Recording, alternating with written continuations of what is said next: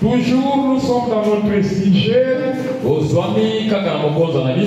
sur l'amour divin. Et nous allons prendre notre passage sur Jean chapitre 3. On commence au verset 12. Jean chapitre 3 verset 12. Si vous ne croyez pas,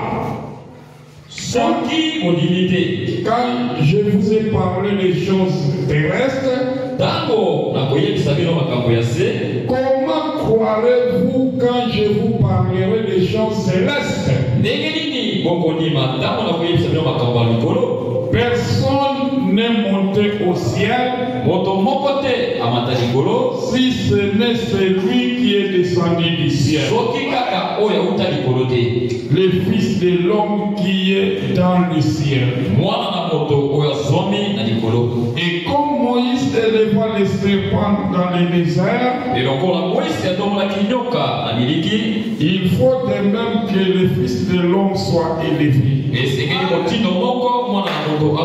afin que quiconque croit en lui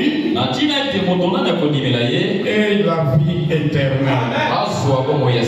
Car Dieu a tant aimé le monde qu'il a donné son Fils unique, afin que quiconque croit en lui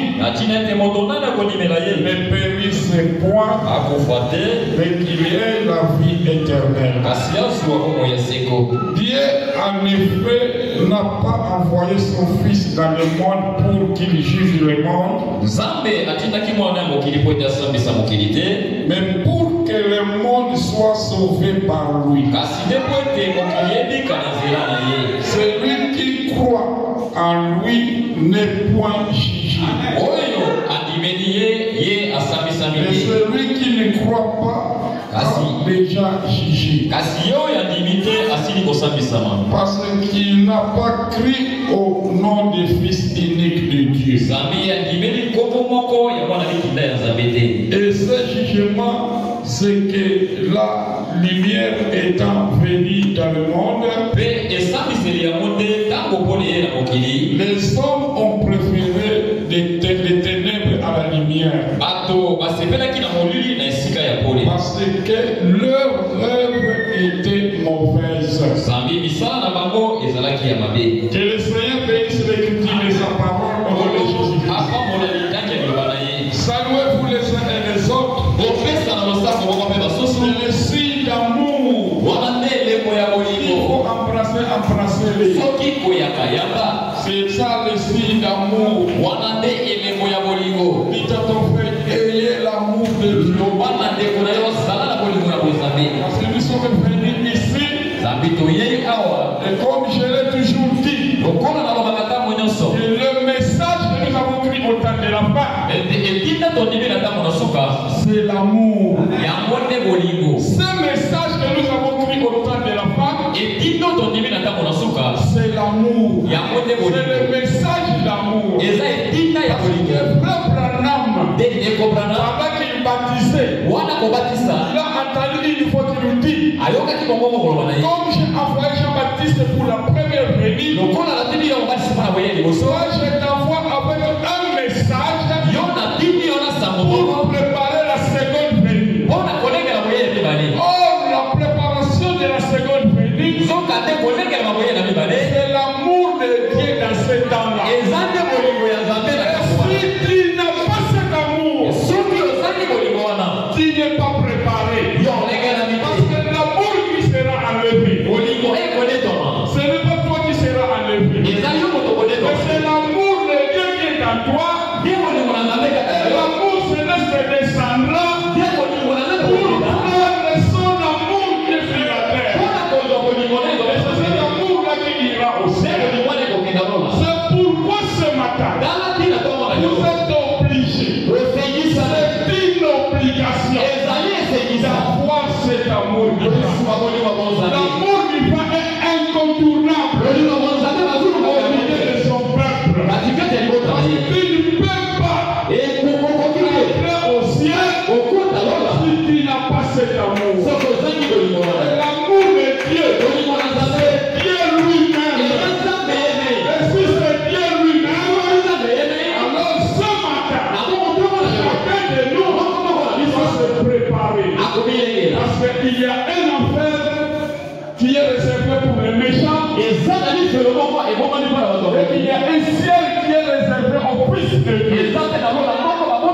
Et nous croyons que comme nous sommes venus ici dans ce ciel, et nous sommes les fils et les filles de Dieu. Parce que nous avons cru à un Père. Nous avons cru à un message. Ici chez nous, il y a le message. Nous croyons que Jésus-Christ est le Dieu tout-puissant. Ici chez nous, il y a le message.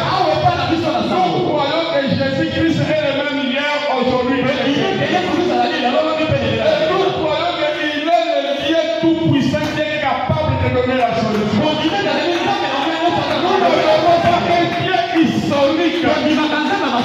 J'aime toujours prêcher Jésus au temps présent. Dieu est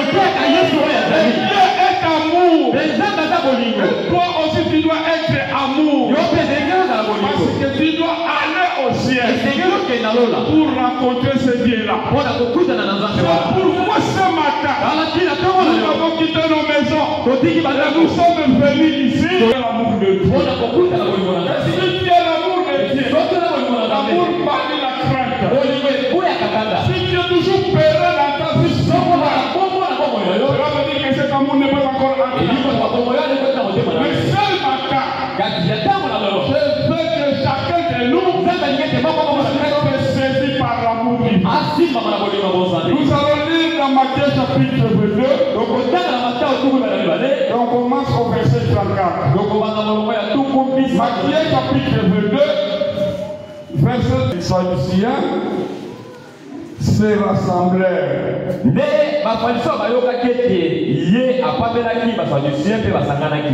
Et l'un des docteurs de la loi lui fit cette question pour l'éprouver. Maître, quel est le plus grand commandement de la loi? Jésus lui répondit, tu aimeras le Seigneur ton Dieu de tout ton cœur, de toute ton âme et de toute ta pensée. C'est le premier et le plus grand commandement. Et voici le second qui lui est semblable. Tu aimeras ton prochain comme toi-même. Et nous avons vu le mardi et jeudi. Il y a deux sortes d'amour. C'est l'amour philéo et l'amour agapao. Frère Branham me dit, beaucoup de gens qui pensent avoir l'amour agapao, or ce n'est pas ça. Mais c'est l'amour philéo. Alors beaucoup de gens qui sont nés avec l'amour philéo, l'amour que vous avez avec votre mari, avec votre femme, ça c'est l'amour philéo. C'est différent de cet amour dont nous parlons. Nous parlons de l'amour de Dieu. L'amour de Dieu vient dans le cœur. Et l'amour de Dieu, c'est Dieu lui-même au travers des croyants. Et nous avons vu la fois passée, vous pouvez avoir toute qualité de dons. Vous pouvez avoir le don de bien prêcher la parole, le don de la connaissance, le don de prophétiser. Toute qualité de ces dons-là, c'est bien. Cela est important pour l'Église. Mais tous ces dons doivent être conduits par l'amour divin. Si ton don n'est pas conduit par l'amour de Dieu, ça ne sert à rien. C'est Branham qui dit ça. Et je vais lire ça pour aider quelqu'un. Êtes-vous dans la joie ce matin pour écouter sa parole? Maintenant suivez Branham. L'amour divin et la grâce souveraine. Ça c'est le titre du brochure. L'amour divin et la grâce souveraine. Prêchez le 14-8-56. Paragraphe 12. Eh bien, nous vivons dans un jour où il nous a été prophétisé que l'amour fraternel deviendra une chose rare. Là, ce n'est pas moi qui parle. Là, c'est le prophète qui parle. Comme je vous avais dit la fois passée, l'âge là que nous vivons, nous avons eu la grâce de recevoir un prophète. Et le prophète, dans un âge donné, c'est la grâce de Dieu dans cet âge. Le prophète dans un âge donné, c'est l'amour de Dieu qui est descendu. Il faut l'écouter. Donc c'est pourquoi, pour les gens qui sont venus pour la première fois, vous pouvez entendre le nom de Branham. Ne soyez pas achoppés. Parce que nous sommes habitués avec le prophète. Israël était habitué au prophète. La Bible dit celui qui reçoit le prophète en qualité du prophète recevra la récompense du prophète. Et c'est ça aussi, nous aussi. Nous croyons au message, nous croyons aussi au prophète de Branham. L'amour bolingo deviendra une chose rare parmi les gens. Et à mon humble avis, c'est le plus grand de tous les dons. Il y a dans la Bible de Dieu. Si le Seigneur Jésus se tenait à l'estrade,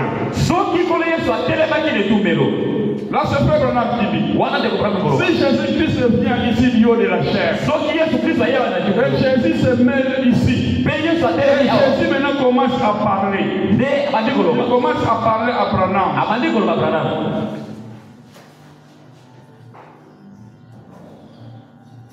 Et qu'il me regarde, et qu'il me regardait en face, et disait, je vais te donner ce que tu choisiras.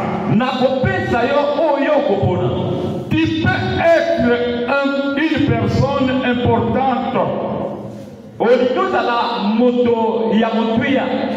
grand prédicateur. Je te donnerai le don de prêcher, de prêcher l'évangile, ou je te donnerai le don d'enseigner, d'enseigner la parole, ou je te donnerai le don de guérison divine, je te donnerai le don de prophétie, où je ferai de toi un prophète, où je te donnerai n'importe quel don excellent de la foi, n'importe quel don qui se trouve dans la Bible, je te le donnerai tout. Mais alors, je vais te priver de l'amour. Amen. C'est comme ce matin si je pouvais poser la question. Parce que toi qui as besoin d'argent, tu peux être riche, tu peux avoir beaucoup de choses dans ta vie. Mais si Jésus descend aujourd'hui, il dit que je vais te rendre riche.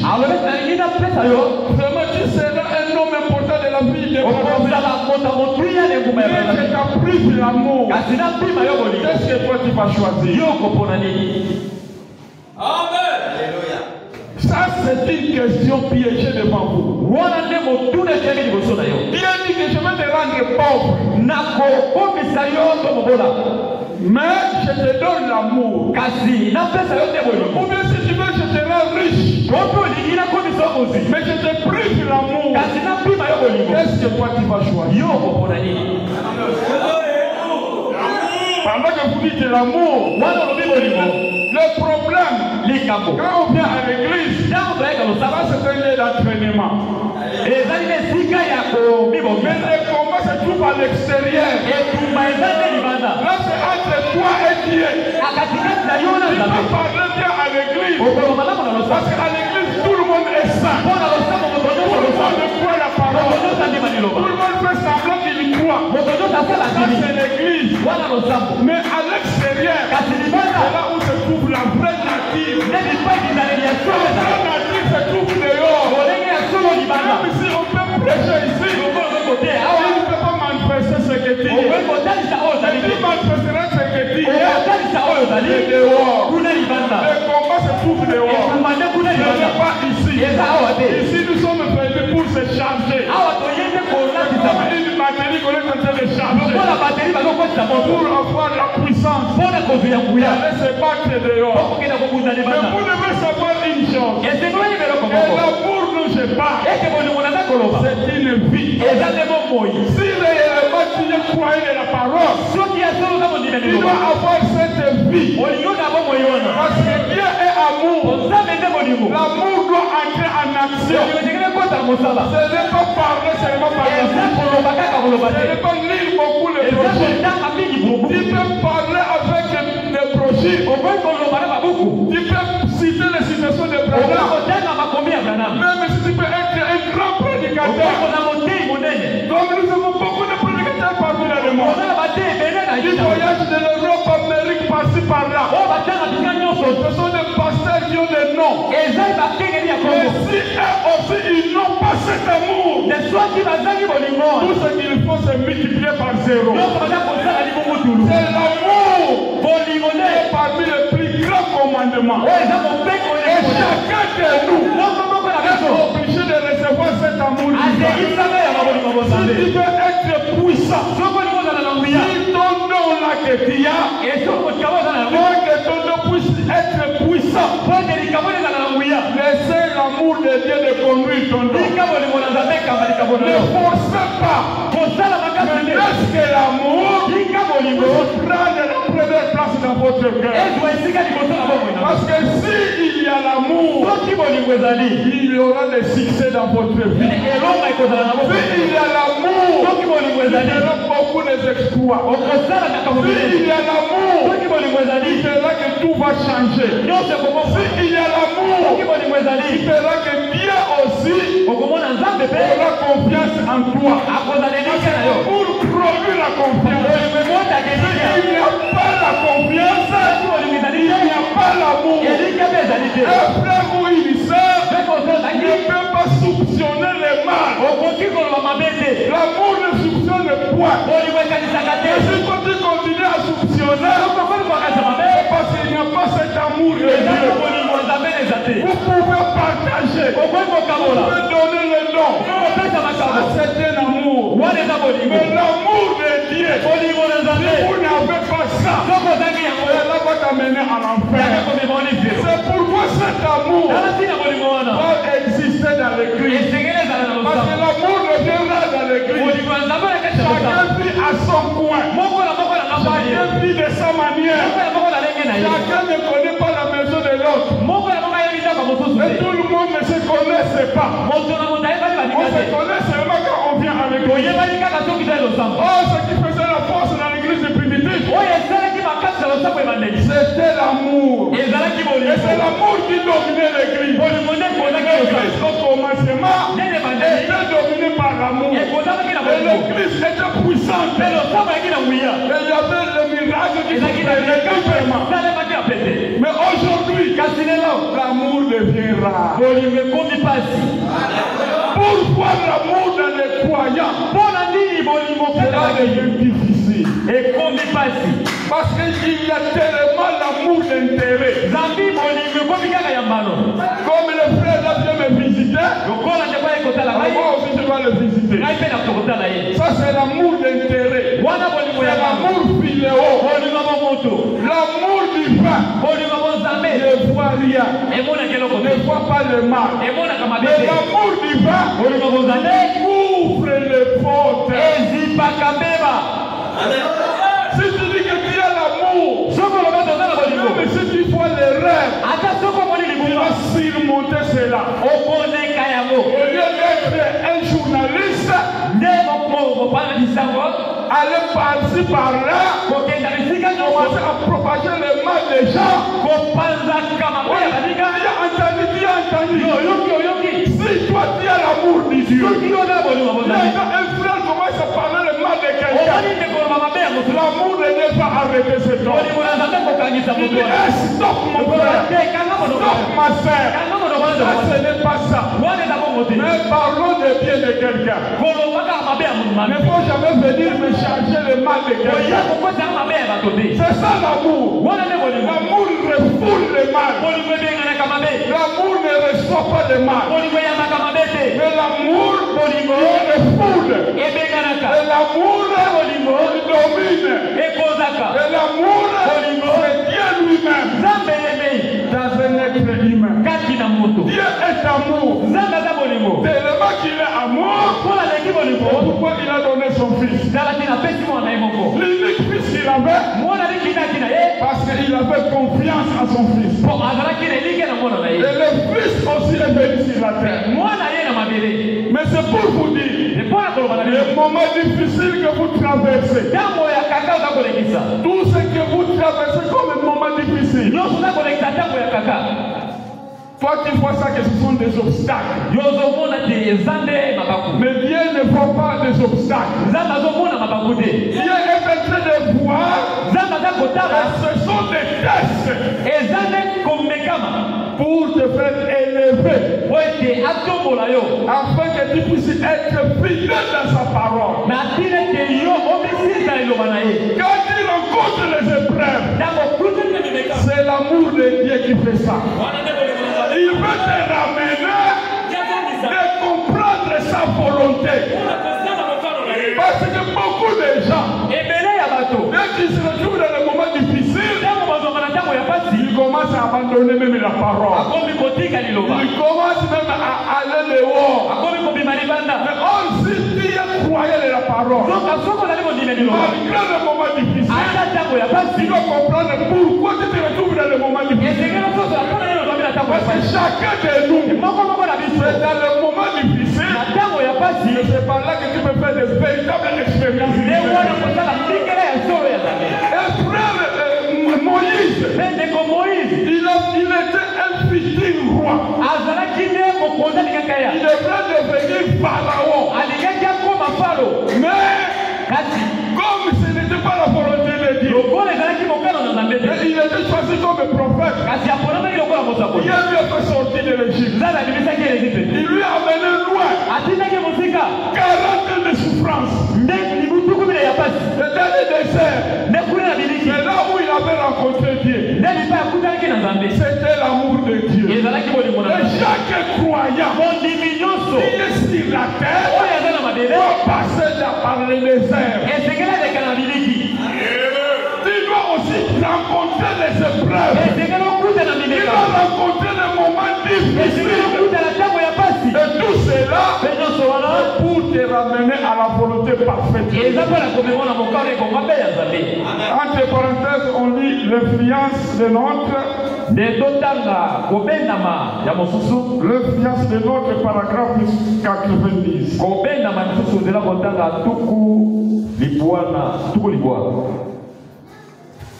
Paragraphe 90. Dieu laisse parfois les appuis nous attirer.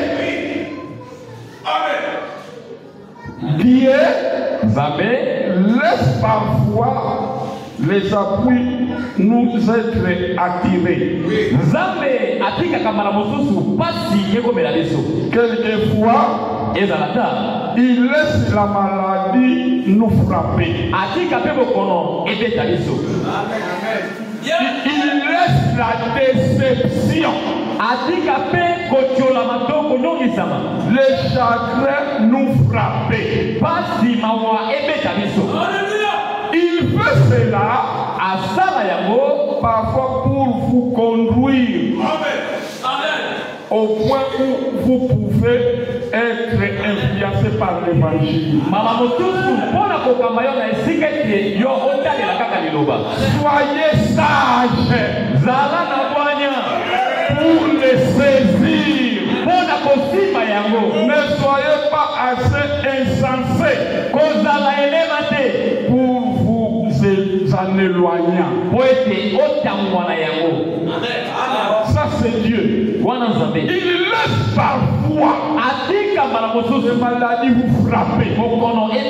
Il laisse parfois que vous puissiez passer dans les déceptions. Il laisse parfois que vous puissiez rencontrer les moments difficiles. S'il fait cela, ne croyez pas qu'il t'a abandonné. C'est pour vous instruire et de vous ramener et comprendre sa volonté, comprendre l'amour qu'il a envers toi.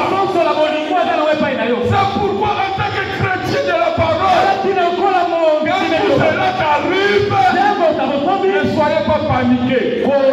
Tu dois savoir que tout ce qui nous arrive, c'est la volonté de Dieu. Il y a rien dans la salle de famille. Pourquoi tu dois rencontrer le moment difficile? Parce qu'il veut t'instruire. C'est un sacrifice. Ce n'est pas dans la facilité. Et tout cela, c'est l'amour de Dieu. C'est pour vous dire, l'amour de Dieu est impuissable. Ce que tu rencontres comme fait. Dieu connaît pourquoi il le fait. Il aime, s'il vous aime, si tu fais quelque chose de mauvais, il te châtie. Et quand il te châtie là, l'amour qu'il manifeste envers toi. Mais si toi, depuis que tu as écrit la parole de Dieu, tu n'as jamais rencontré des moments difficiles, tu n'as jamais rencontré des épreuves, observe bien ta foi. Observe bien. Parce que tu te donnes le courage de beaucoup prier, beaucoup de courage de s'approcher de Dieu. Quand tu te retrouves dans le moment difficile, à ce moment-là, tu vas voir les chrétiens. Moi, je vais donner corps et âme. Et ça va donner à Christ. Il y a une sœur qui vit en paix, à l'aise. Il vient voir son pasteur. Seigneur, mon pasteur, moi je veux que prie pour moi, que Dieu me donne des épreuves. Alléluia. Mais ça c'est tellement difficile. Le pasteur lui dit comment?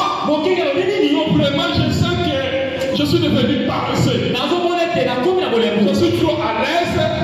J'ai de l'argent. Je vais bien. Tout ce que j'ai. Je n'ai pas vraiment la force de beaucoup prier. Prie pour moi. Dieu me donne les épreuves. Le pasteur dit ça, c'est une bonne chose. Il lui a ouvert la porte des épreuves. Et ça a fait ça. Il avait demandé les épreuves. Il était assis. Il avait affronté cela. Mais dans les épreuves, si tu échoues, il va me prendre le cœur. Ce n'est pas que Dieu va te laisser comme ça. Parce que dans chaque test, tout incroyant, il doit réussir. Et s'il échoue et touche, il va le prendre. Et toi constater, il fait que l'ambiment. Comme si ça ne marchait pas. Et quand tu vois cela, ne croyez pas que Dieu vous abandonne. Il est toujours derrière toi. C'est l'amour de Dieu qui est en train de surveiller votre marche. Si tu n'as pas cet amour de Dieu, alors tout ce que tu fais c'est multiplié par zéro. Et nous allons revenir encore dans notre paragraphe. L'amour libéré la grâce. Je descends en bas. Où je te donnerai n'importe quel don excellent de la foi.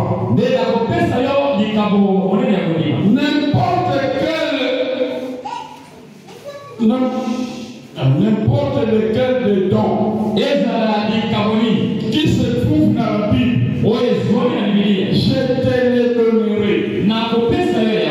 Tous. Mais alors, je vais te priver l'amour. Soit je te donnerai l'amour et je priverai de ces dons. Je dirai Seigneur, prends tous les dons et laisse-moi avoir l'amour. Voyez, car peu importe combien de dons nous avons, ils ne nous serviront à rien. À moins que l'amour de Dieu soit le motif derrière le don. Nous devons avoir l'amour.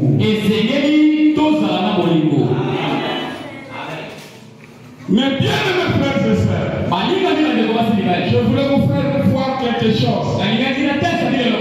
Le diable aussi a un arbre puissant qu'il utilise. C'est la haine. Et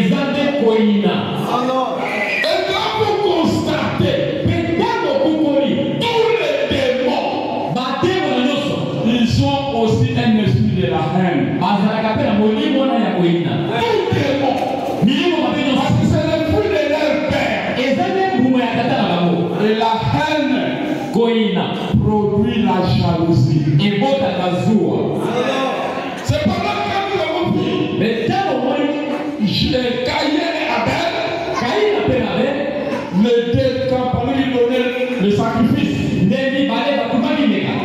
Et comme le sacrifice d'Abel était agréable devant Dieu, Caïn, la haine est entrée.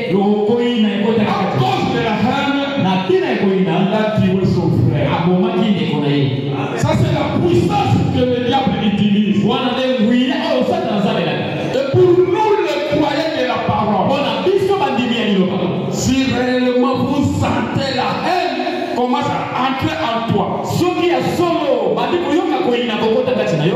tu n'arrives pas à aimer ton frère, tu n'arrives pas à aimer ta sœur. C'est pourquoi on voit beaucoup de familles qui sont déchirées à cause de la haine. Il n'y a plus d'amour. Même dans les familles, les familles sont déchirées. Il y a des frères qui ne s'attendent pas avec les autres frères. Il y a la haine qui sont entrés par-ci par-là. Et tout cela, c'est le risque du diable. C'est pas mon frère, ma soeur. Il y a encore quelque chose qui est en train d'empêcher que l'amour de Dieu puisse entrer en toi. S'il y a encore la haine en toi, faites-le sortir ce matin. Parce que tu dois sortir d'ici avec un cœur sincère. Parce que tu es un enfant de Dieu. Un enfant de Dieu doit oublier même tout ce qu'on t'a fait. Tu dois avoir la capacité de pardonner. Même si on te fait quelque chose de grave. Mais si tu n'arrives pas à pardonner quelqu'un, il y a un autre esprit en toi. Parce que beaucoup de gens qui disent que je ne peux pas lui pardonner jusqu'à la mort. Ça, c'est un langage qu'on entend. Et il y a aussi des gens qui vont dans les églises du message. Ils sont même arrivés à ce niveau. Et qui parlent même de ça. Vous avez les frères et les sœurs plein de haine en eux. Mais quand il y a trop de haine dans l'église, vous allez voir les frères et les sœurs qui ne s'entendent pas. Il y a une contradiction. Pour à cause des mariages, à cause des problèmes, à cause de l'argent, les gens sont bloqués. Et vous allez constater que tout ne marche pas. La haine est entrée dans l'église. Tout cela, c'est la mise du diable. Aujourd'hui, ce matin, chacun de nous doit être saisi. Si Dieu a des problèmes avec quelqu'un d'autre, en sortant d'ici, va arranger ton problème. Jésus-Christ revient bientôt. On ne connaît pas le jour. On ne connaît pas l'heure. Pendant que les accomplissements sont là, et nous croyons que Jésus est à la porte. Et chacun de nous doit être prêt pour rencontrer ce Dieu. Parce qu'il ne peut que c'est la dernière fois. Il ne sait pas que cette année qu'il finira. Il ne sait pas que ça sera trop tard pour toi. Et quand vous écoutez la voix de Dieu, n'insistez pas vos cœurs.